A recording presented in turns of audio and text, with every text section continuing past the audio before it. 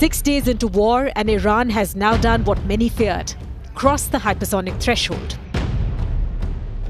Tehran launched its first confirmed barrage of Fatah-1 hypersonic missiles, with Supreme Leader Ayatollah Ali Khamenei declaring that the battle begins. For the first time in decades, Israel's missile defense might not be enough.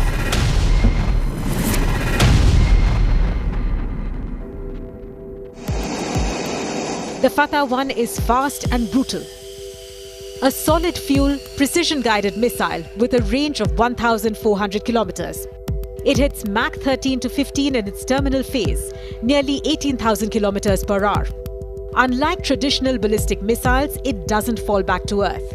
It maneuvers and changes direction mid-flight.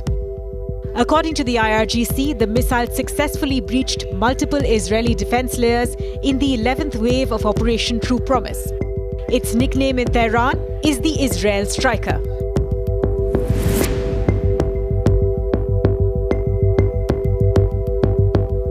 Israel's Iron Dome, David's Sling, Arrow 2 and Arrow 3 form one of the world's most advanced multi-tiered air defense networks.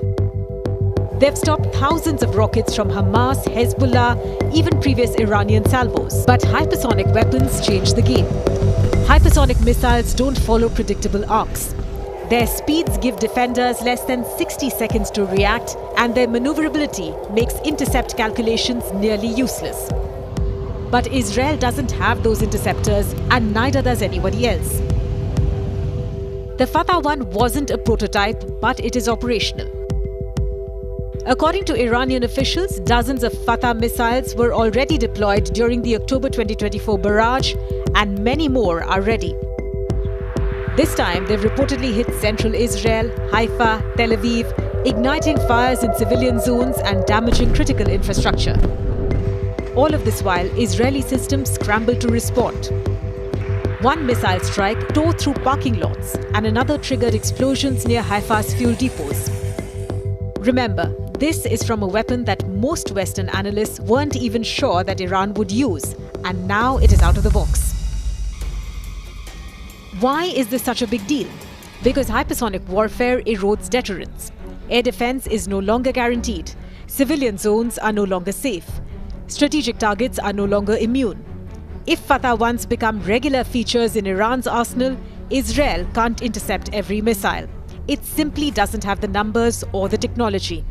This means higher casualties, more destruction, and a forced reconsideration of what air superiority really is.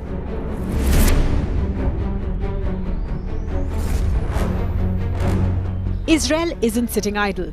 Mossad has sabotaged Iranian radar. Israeli jets have bombed missile factories in Karaj and struck centrifuge facilities near Tehran. The IDF says it's eliminated a third of Iran's missile launchers. But launchers are mobile.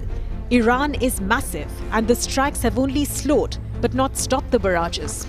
Even as Israeli jets fly over Tehran, Iran continues to launch what is the true power of hypersonic deterrence.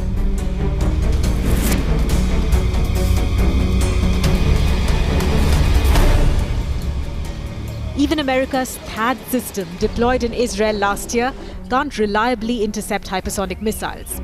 Neither can the Aegis destroyers patrolling the Mediterranean. Because even the most advanced current interceptors were built for predictable arcs, not intelligent maneuvers at Mach 15. Until now, only Russia, China, and India had operational hypersonic missile capabilities. With Fatah-1, Iran joins that club and uses it in active war.